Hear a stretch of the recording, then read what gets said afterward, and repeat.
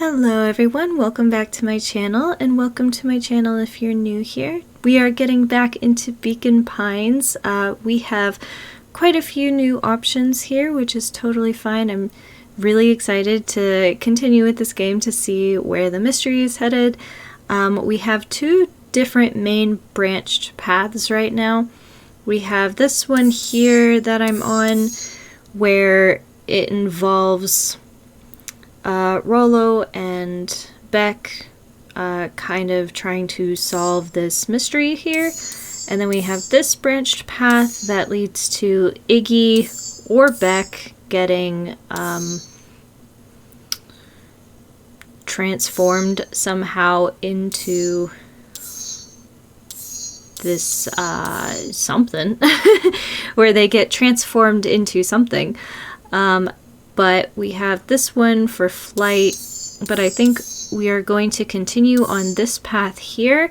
This is the spot where they were interrogating Mr. Ferguson, I think it is, and we had chosen to play good cop, hard cop, and so now we have two more options to do sly cop or chill cop. So I think we're going to continue down that path to see where it goes.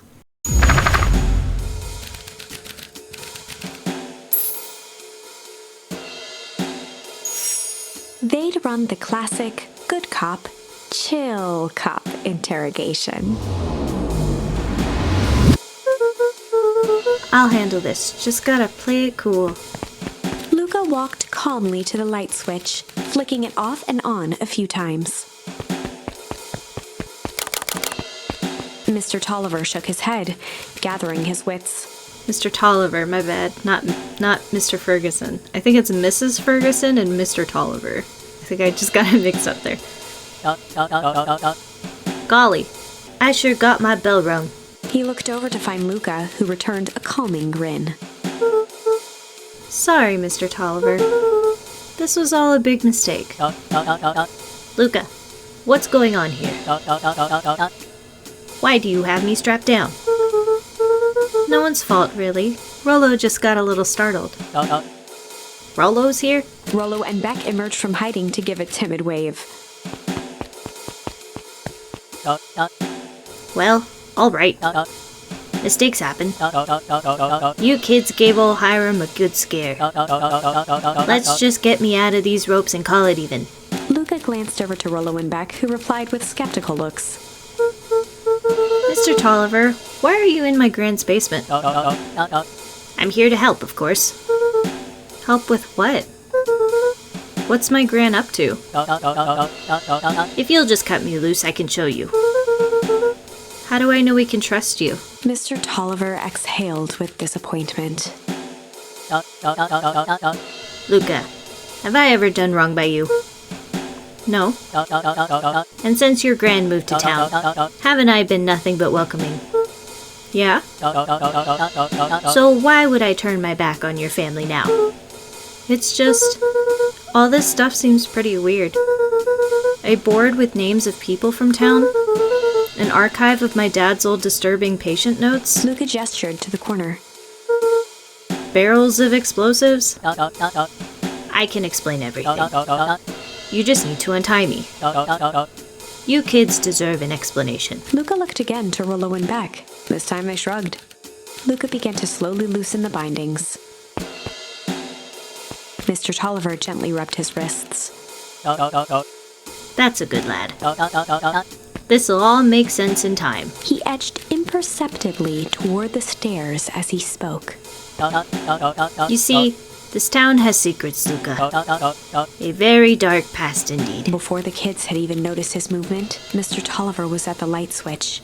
A past that must be brought to... He punctuated his final words by flicking the switch and rushing up the stairs. Light. Son of a... Beck darted to the wall and turned back on the lights. It was too late. Rolo confirmed what they all heard. He just locked us down here. Mr. Tolliver's muffled voice came from behind the door. I wasn't lying, you know. This is for your own good. You kids just keep tight down there. and let the adults handle this. They looked bewildered at each other. Play it cool, huh? Not now, Beck. They heard the staccato thump of quick steps exiting the house. The kids looked down in resignation. This isn't how it goes in Hank Atomic. For some reason, they'd always assumed it was up to them to save their town. Luka opened his mouth, hoping to conjure some magical words to make this right. Only a hollow croak escaped. The end. Wow, okay. That was a very short ending. Well, we certainly aren't going to find a grand resolution to our tale locked in a basement. Back to the drawing board. Okay, so, I think we're still gonna go this route, but now we're gonna do the sly interrogation this time. Because that was such a short ending, we have time for another.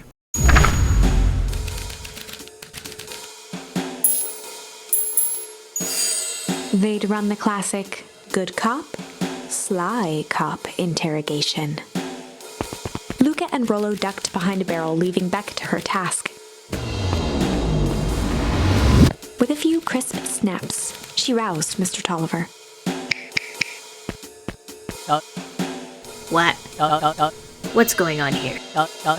You're that Modwill girl. Please, call me back. Sorry about all this. Mr. Tolliver looked down and shifted a bit, testing his restraints. It seems there's been a mix-up. You see, I'm down here for the same reason you are. Juniper sent you Beck here? caught herself before letting the surprise manifest on her face. She'd already gotten him to reveal his relation to Gran. This was gonna be easy. You know how Juniper is with her precautions. Operation Sparkplug has us all on edge. I guess she thought you needed some backup. But she sent a child? What better way to avoid prying eyes? Who would suspect a kid? I suppose that makes sense. Mr. Tolliver wriggled a bit in his restraints. Oh, I'm sorry. Beck quickly removed the ropes. That had to be uncomfortable. A little, yeah. But you understand? We never know who to trust in this town. Mr. Tolliver rubbed the growing knot on his forehead. Very true. So, it turns out we're both here to... Beck twirled her hand, as if to prompt Mr. Tolliver to finish her thought.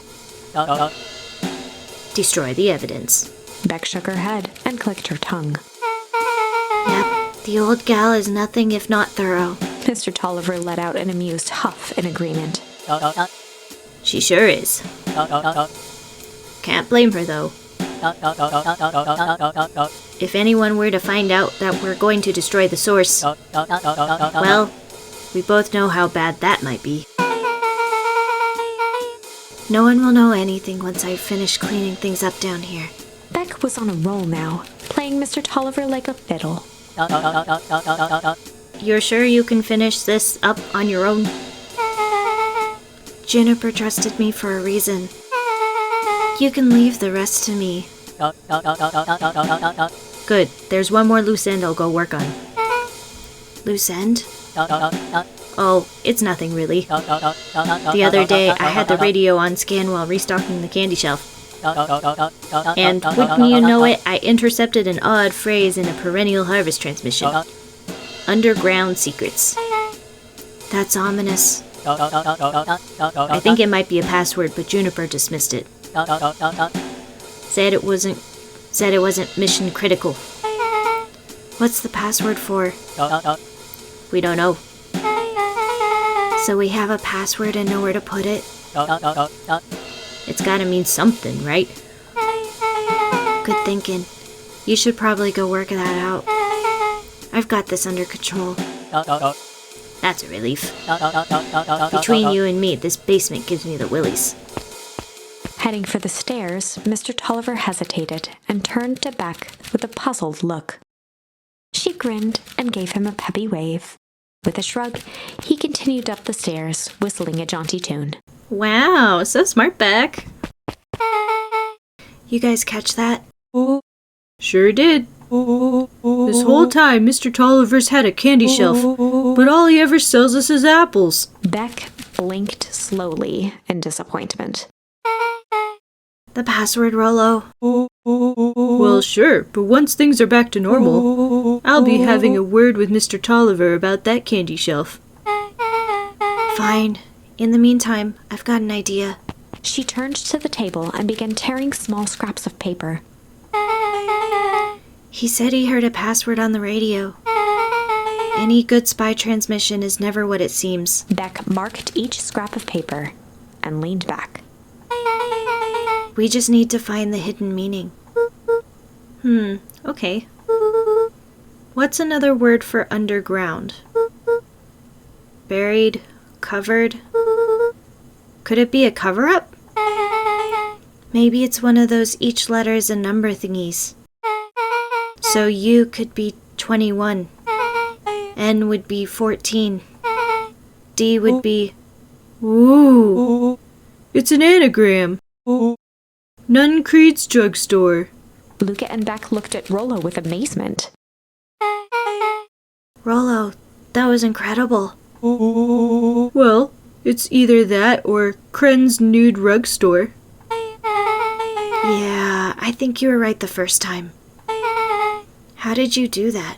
What can I say? I love ciphers. Well, I guess we know where to go next.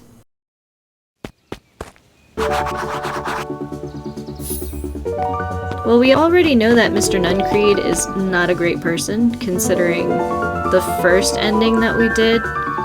Well, not the first ending. One of the random endings we had, after Luka told Mr. Nuncreed what he and Rolo had seen in the abandoned warehouse. And Mr. Nuncreed kind of just took him away and then threw him down into the secret underground tunnels, and yeah, it was the ending.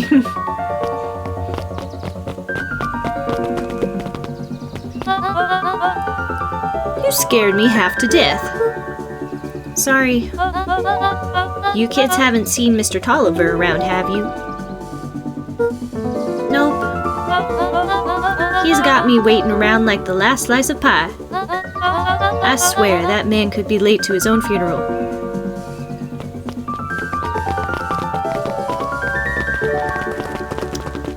Okay, pretty empty so far. Coast is clear.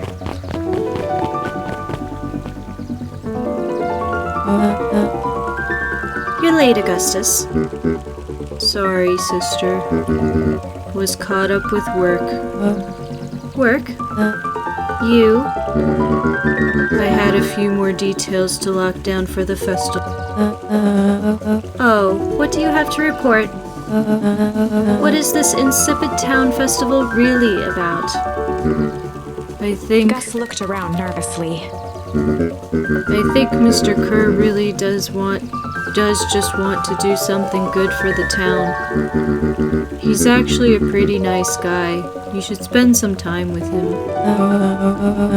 I didn't pull strings installing you as mayor so that you could make friends. Your job is to help me figure out what Kerr and Perennial Harvest's true intentions are with this town. We have a responsibility. This is our father's town. Was. Excuse me. This was our father's town. He's gone, Eris, and he isn't coming back. Father left us with nothing but problems. Mr. Kerr came here and offered to help us. We accepted that help. We didn't agree to them turning Father's warehouse into a toxic dumping ground. That is just a temporary arrangement. The glow can be seen from our damned backyard. They are dumping their nasty little secrets on us. When this all inevitably goes wrong, who do you think will be blamed? Eris's cry hung in the air. We have have a new choice to make now, sister. This town is going to change whether we like it or not. Are we going to choose to be a part of that future or be forgotten in the past? It's a shame. Father named you Augustus, but you will always just be a Gus. Good night, Eris. I'll see you at breakfast tomorrow. That's gonna be one awkward breakfast. It's getting late, children.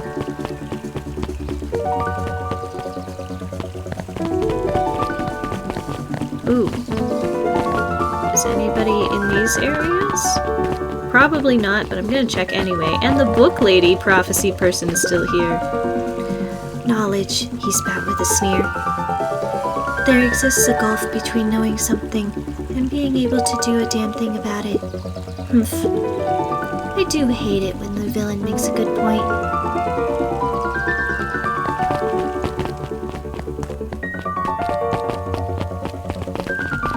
Okay, doesn't look like there's much of anything to do, so we'll continue on to Mr. Nuncreed's place.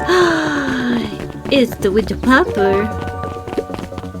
Solomon stood proudly at the entrance to the drugstore, holding a brown bag overflowing with black licorice. Hey, Solomon. We're looking for Mr. Nuncreed. Is he still here?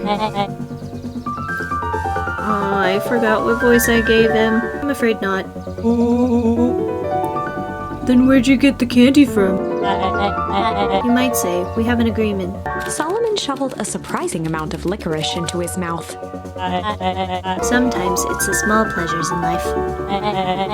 Though we might not always have family to rely on, licorice has never let me down.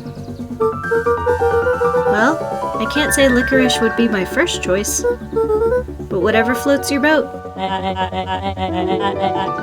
You can tell a lot about a person by their choice of confection.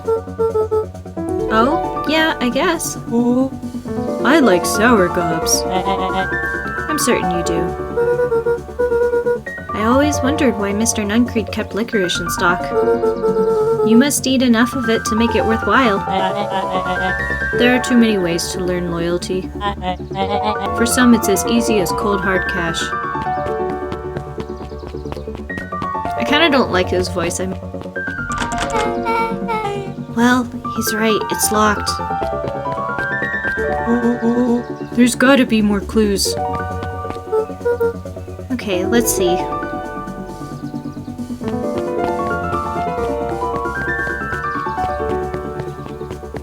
More clues. Where am I gonna find clues? I can't do nothing.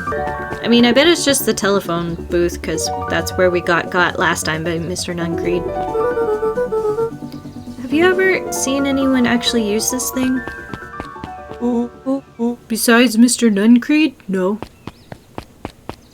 Beck cupped her hands on the glass to peek inside. That is not a normal phone booth. It's got like a blinky keypad. Why would there be a blinky keypad?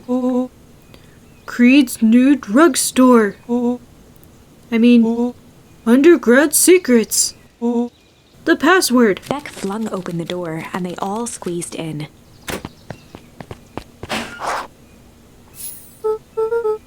All right, let's see here. Luka cracked his knuckles and entered the letters into the keypad. Underground secrets. Sounds like that did something. Great. Now what? I guess we... The inside of the phone booth dropped loose from its shell. Without even the space to panic, they closed their eyes, held their breath, and accepted their fate. Suddenly, the chaotic descent slowed to an effortless landing. It was unclear where they ended up, but at least it was solid ground. Hey, we get to see what it looks like now. The air was stagnant and smelled vaguely of chlorine. I knew it! You knew that there was a secret hub full of strange tubes under the phone booth? Of course I did. Didn't I say that? No. I definitely thought it.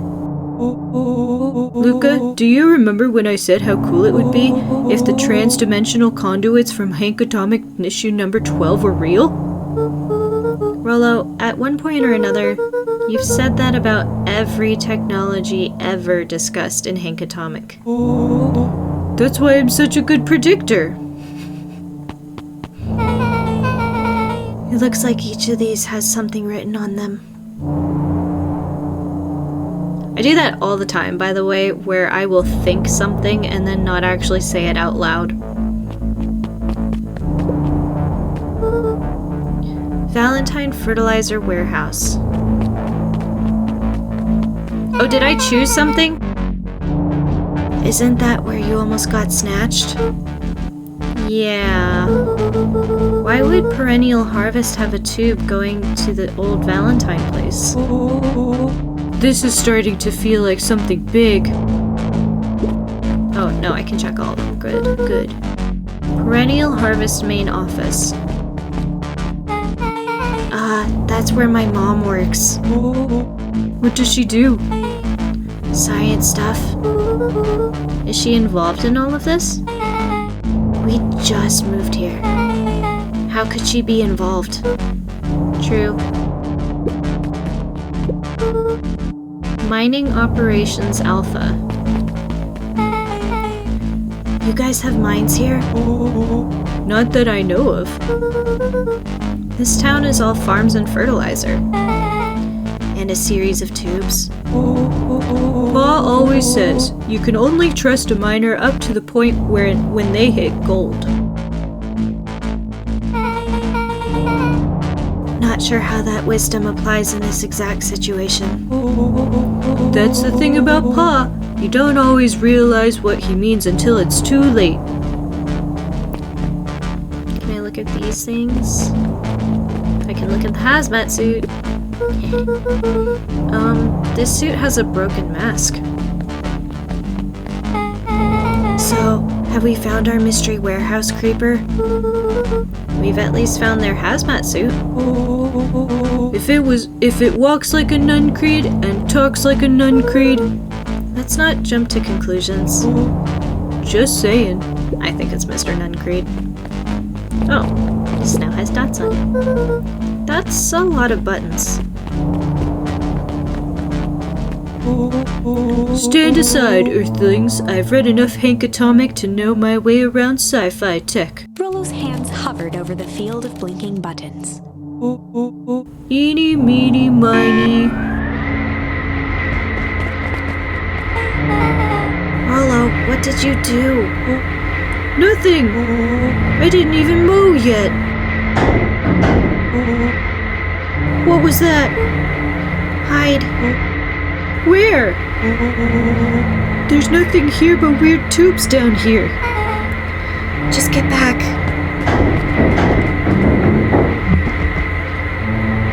Uh-oh. Shit. Shit. Shit. Awesome! You all need to come with me, now. We aren't going anywhere with you. Not until we get some answers. Mr. Underground Secrets.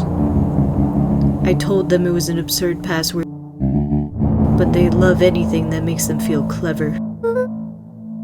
They who? That's no matter. Probably the clipboards. The clipboards are pretty dumb. If I can keep you hidden until after the festival, I might be able to save your skins. We don't care about our skins. Hold on, I like my skin. This all stops now, Nuncreed. Joseph waited for a moment in silence. You sound just like... Who? Walt. You don't get to talk about my dad. You know, your father and I were friends back before... He gestured toward the strange tubes. All of this. That's a lie. It's true. I used to bounce you on my knee. What happened? Same thing that always happens. Reality, complications, life. We were a team, Walt and I. An idealistic doctor and a bright-eyed pharmacist. Both hell-bent on helping folks. So, you were his sidekick? No. We were partners. He helped the patients and I helped him. Yup, total sidekick. Nuncreed let out a growl of a sigh. Luka, I need you to know this. I need someone to know this. One day, Sharper Valentine comes to us. Says he's got an opportunity. He'd found something he didn't quite understand, and he was willing to pay us both handsomely to help him understand it. And my dad said no. Your father and I both believed in helping people, but the thing I could never get him to understand was it's a lot easier to help others if you help yourself now and then. Classic sidekick into villain plotline. Walt loved being righteous, almost more than he loved his family. He was wrong about one thing, though.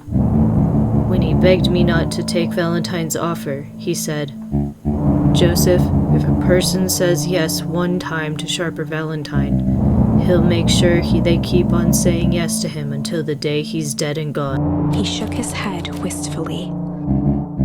Sharper's long gone, but he's still got me saying yes. Is there a point to the sob story? Not really, no. Just an old man trying to delay what needs to be done. Nuncreed took a menacing step towards the children. I tried to keep you safe. Tried to keep you and Juniper out of this. But you forced my hand. Luka began to laugh. What? You really don't know. My Gran isn't out of this. She's been scheming right under your nose. Juniper? Seems like she's planning on crashing the town's party. She's going to disrupt the festival? Why would she? The color drained from Nuncreed's face. How does she know? Apparently she knows a lot of things. What? Let's just say this isn't the only underground lair we've busted into today. And honestly, hers is way cooler. She's got maps and explosives and bad intentions, big man. Nuncreed grabbed Luka by the shoulders. His eyes were frantic. You need to tell me what she's going to do right now. She doesn't understand what it is she's messing with. Tell me now. She's in danger, boy. I don't know. She had a map with a mark on the fountain in town square. The fountain?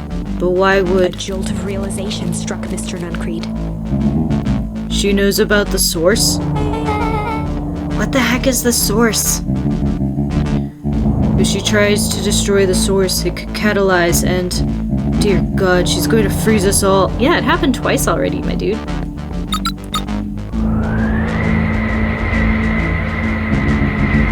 You all need to run. Run where? Away.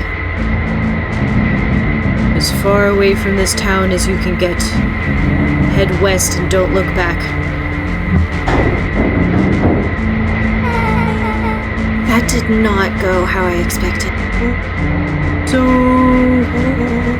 We're totally following him, right? Totally. See you on the other side.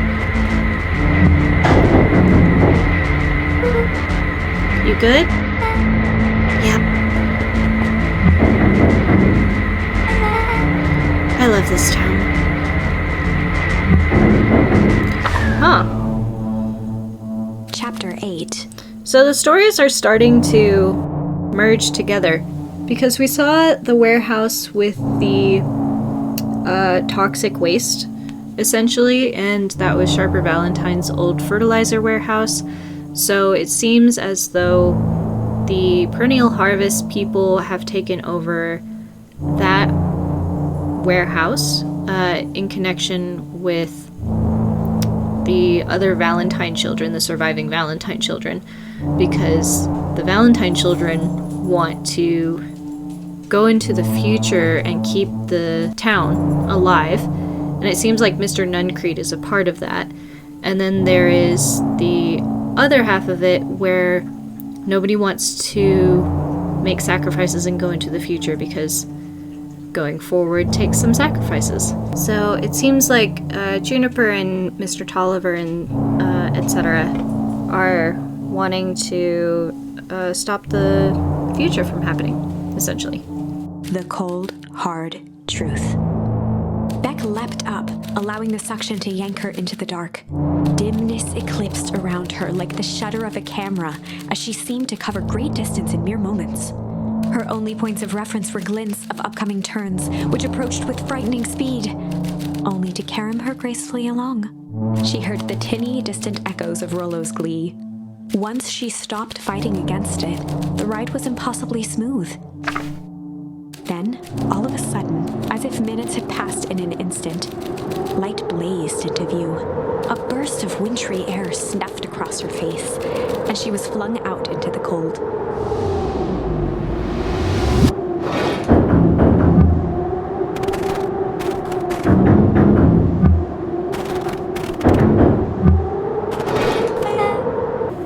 That was intense? Yeah. I think I might have parted with some fluids in there. Any idea where we are? Somewhere cold? Doesn't look like it got on any of us. It didn't feel like we traveled that far. So where did it all go?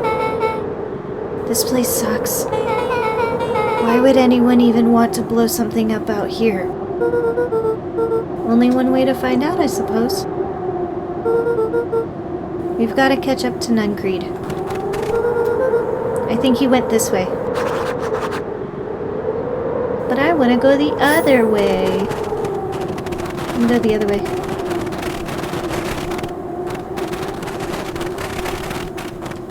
Can't go that way. I can't go that way. Okay, it is forcing me to go down. Oh! It's like they're in two separate timelines. Because this would say Beacon Pines. This looks familiar? Yeah. Maybe we can clear off the snow. No time. Nuncreed's getting away.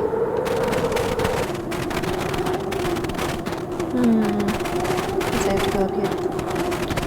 Yeah, it's like the town, but it's not the town. Okay, this is starting to feel really familiar. I may not be the most well-versed on all things Beacon Pines, but this does look like some sort of frozen replica of the town. Ah, I got it. It's so obvious now. Mr. Nuncreed is an alien. Rolo, Stick with me here. His species can only live in sub-zero temperatures. oh boy, here we go. The source is their base camp dimension, so naturally they keep it cold. We found it by traveling through those metallic wormholes back there. The final objective? To kill us all and shapeshift into a Beacon Pine citizen of their choosing. You never really had me, but you very much lost me there. You get used to it. We should keep moving. Oh, and we can't go up to the base camp that Rolo and I have. Oh, I see toxic waste. Look at that. Maybe the clipboards are the aliens. Because they very much don't act very... As they rounded the corner to the frozen town square, they spotted Mr. Nuncreed inching cautiously toward a pit at its center. He held his arms out gingerly, as if approaching a beast in the wild. Upon closing the distance, Luka recognized what Nuncreed was after. Gran stood confidently at the edge, one arm outstretched over the abyss, near Nearby, a wheelbarrow had been emptied out.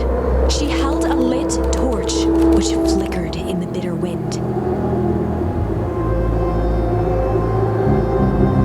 Juniper, I don't know what you think you're doing, but I assure you this is not going to solve anything.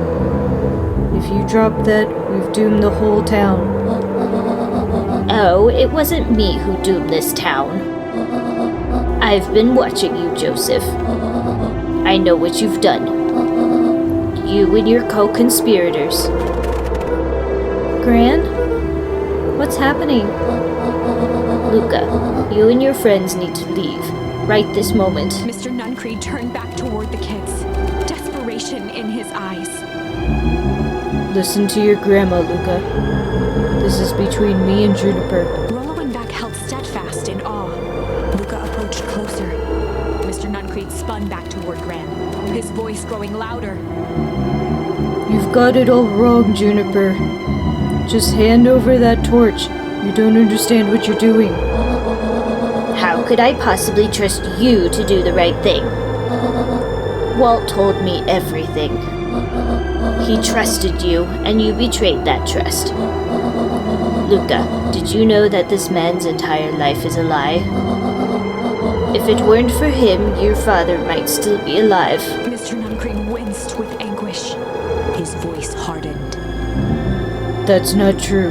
They both now yelled, not to each other, but at fate itself, making their peace with long-held burdens. The wind howled with encouragement. Walt was like a brother to me. We just had different ideas on how to effect change. Very convenient that your way just happened to line your pockets. No, that's not fair. They menaced at each other, both catching their breath. The moment balanced on a knife's edge. Amid a blur of emotions and memories, Luka's mind flooded with questions. The wind calmed, as if to give him the stage. Ooh, here's a choice. And in the stillness, he began to... Oh, we only have one. And in the stillness, he began to weep. It was all just too much. Falling to his knees, Luka whimpered softly. The tears crystallized as they hit the snow. Gran stared at Luka for a moment with warm sympathy, remembering why this was all necessary. This all makes sense soon, Luka. Then everything can go back to normal. I promise. She stiffened up and brandished the torch at Mr. Nuncreed. You can't hide behind those people any longer, Joseph. Once our precious source is destroyed, we'll see where their loyalties fall. Juniper, don't. Ignoring his final plea, Gran flung the torch into the deep darkness. She smiled and exhaled in relief. Mr. Nuncreed moaned in resignation. The torch echoed as it ricocheted down the hole, punctuated with a thud. You see, Joseph, I've learned one very important lesson in life. If you want things to change, then you must be willing to... Before Gran could finish, the ground shook her to silence. You must be willing to fuck up.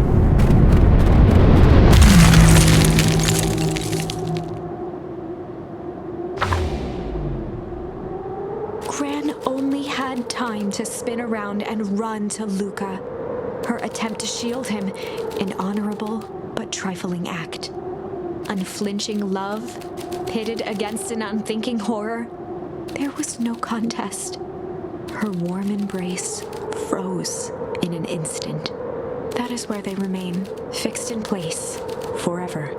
And so, our story ends on this melancholy scene. In a town brought low by its secrets, sits the frozen statues of a misguided band of meddlers. The end. Well, that was dire. On the bright side, we finally figured out where all the ice is coming from. Now, we just need to find a way to deal with a mystic, unfathomable force of nature. Okay, so that was really interesting. The thing that I really like about this game is that it's actually super linear. Like, there are a bunch of these multiple endings that you can end up with, but it's not actually an ending. Like, you don't get the credits to the game. So it's actually a very linear game told in multiple different stories. And so it's really interesting to me, but I can't wait to see where our next journey will take us. It looks like this branch is pretty much done for now. We'll probably run into one where it branches at the very end here. But next time we will go ahead and go with this branch where we take flight instead of fight. So until then, I hope you guys have a wonderful rest of your day, your week, whatever, and I will see you all in the next video. Bye!